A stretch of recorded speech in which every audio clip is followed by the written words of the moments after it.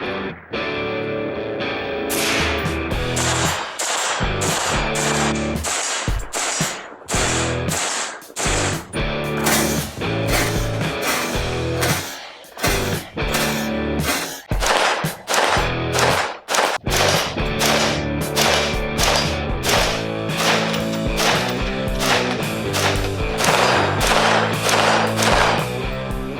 back, everybody. Today we're going over the Surefire Scout IntelliBeam. Now, as of this review, I haven't seen a ton of reviews on it, so I haven't really heard what other people have to say about it, so we're just going to go based on my experience. I've had this one in for about 3 months now, been running it on a number of guns, both indoors and outdoors, and what we're going to do first is step outside and give you a beam comparison with a couple other lights and let you know how it looks, and then we'll come back inside and show you some interesting features of the IntelliBeam itself and then get into the details of the light coming up next.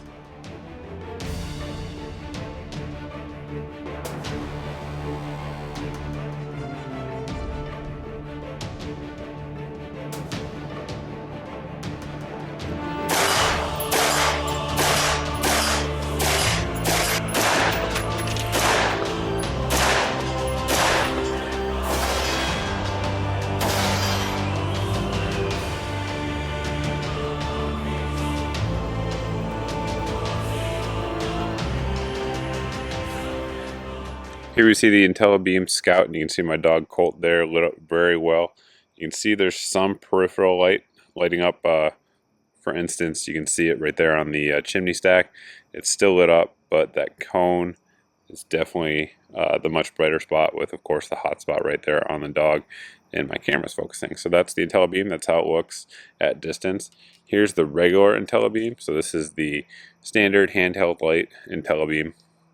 You can see there the hot spot on the Scout is definitely a little bit hotter when you hold them next to each other. It's sort of hard to tell, but it is a little bit hotter for sure. But the beam pattern is very similar all the way around.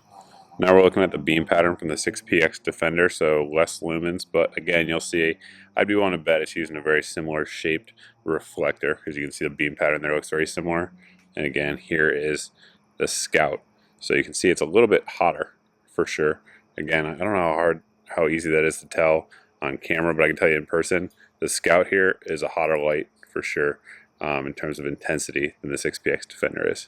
What you're going to see next really is the beauty of the system. So the wall in front of me that you guys see here by my door, where the focal point is probably about 10 to 15 feet away.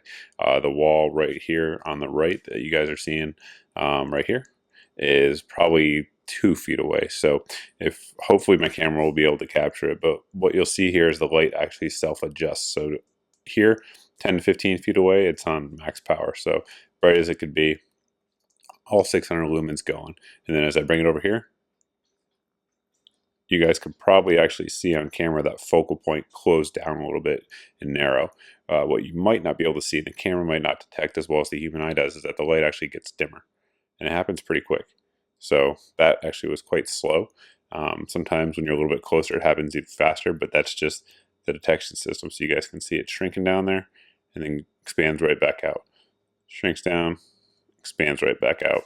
Now if we take something like the Defender here, which is just a standard light that doesn't have the IntelliBeam, what you'll see there is it stays the same. Very bright splash in your face, no difference, no change. And out there, again, still stays the same. But again, with the IntelliBeam technology,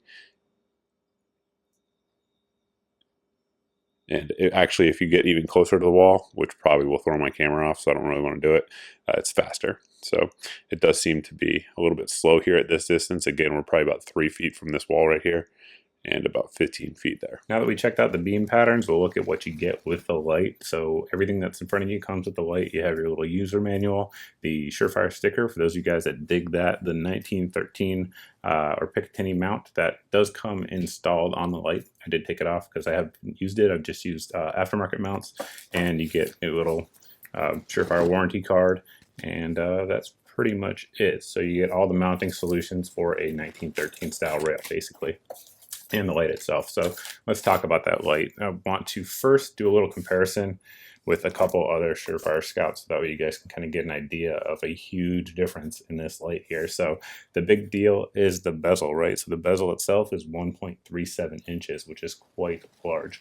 If you look at, again, the Surefire 600 and 300, you'll see that it's a huge difference, and it actually comes into play for weight as well. So the weight on this one is going to be 6.2 ounces with battery, so a little bit heavy for a Surefire Scout. But the reason it's like that is if you look in here on the bezel, you guys can see on the right side of that bezel, that's actually a sensor in there. So it needs to be in there to be able to process the light that's coming back into it. So essentially it's putting out the light, which is I believe 14 or 15,000 candela peak intensity up to 600 lumens, and on low it goes down to 100 lumens. But what it's doing is actually sensing how much light is coming back, or the bounce back, or the blinding effect, whatever people want to call it out there on the internet. So it's doing that and then self-adjusting. I've been told it does it up to 6,000 times a minute, so it's pretty often. So it's doing that over and over again, like you guys saw when we were pushing it up against the wall, and that's why the head has to be so big. With that out of the way, let's get into the light itself. Our knurled tail cap here does have a momentary activation as well as constant on feature. So for momentary, you're just going to push and not click. When you want it constant on, click and it'll stay constant on, and click to go back to constant off. Again, 600 lumens. The runtime on it when it's running on high is 1.5 hours, and that's with two CR123 batteries. Everything's going to be O-ring sealed, so that way, you know, it's water submersible, I believe, down to 30 or 60 meters, something like that. So if you're out hunting or patrolling in a military law enforcement role, there's no need to worry about it getting wet. It'll be just fine.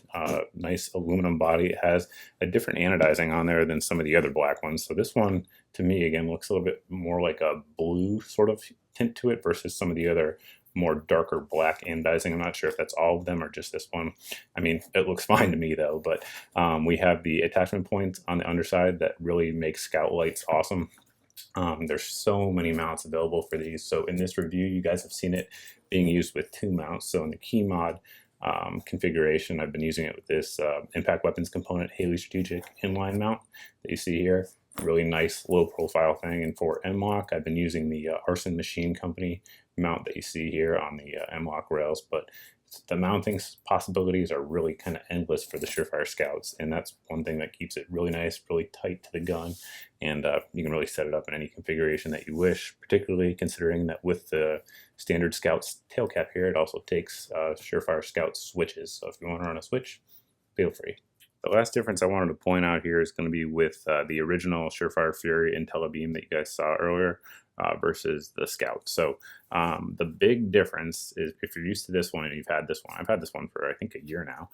If you had this one and go to this one thing you're going to notice that's very different is the step down is totally different. So this handheld one here, which is of course weapon mountable as well if you want to do that, goes down to 15 lumens on low. So there's a huge difference. Like when I was showing earlier on the wall, the step down is going to be much greater with this. And the reason that with the dedicated weapon light, it only goes down to 100 lumens is, so just kind of give you an idea of why it's like that.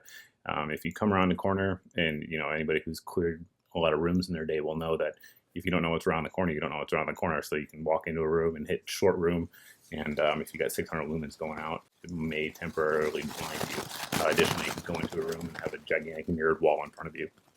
Again, same issue could happen. So that's why you want the step down. The reason they only went to 100 lumens versus 15 is because in a sort of fighting mentality, you want to have at least that 100 lumen output in case somebody pops up out of nowhere, out of a corner or something like that, that's right in front of you. So that way you can still positively identify friend or foe, threat or not. The last important feature of the light that we want to talk about, of course, is going to be price. So the MSRP on this sucker is not cheap. I believe it's $299 is the MSRP. If you look around on the street, you can generally find them somewhere in the $240 to $270 range. So not cheap at all. No getting around it. And then when you add in a mount, if you're not going to use the 1913 style mount, you're looking at, you know, roughly $300 for the light, give or take 20 bucks or whatever.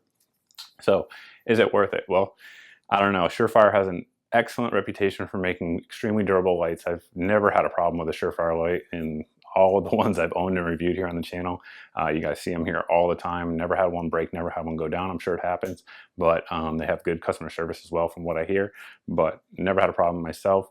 I personally, back when I was deployed, carried a Surefire light, had the option for others. That's what I carried because I can trust them for sure. So do you need to pay that much? I don't know.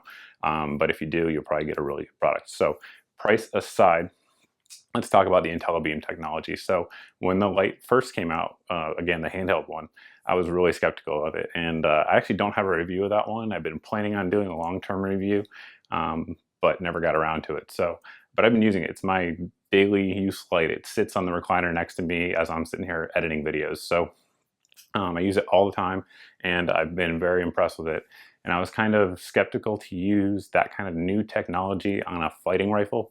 That said, at this point, I would say I would. I have enough use with both of them combined to say that it's very reliable. It's a good system that works well as designed. And I think there are some advantages to it versus your traditional light. So again, is it worth the cost difference? I don't know. You know, there's just no way to tell. If it's worth it for you, then it is. If it's not, then it's not.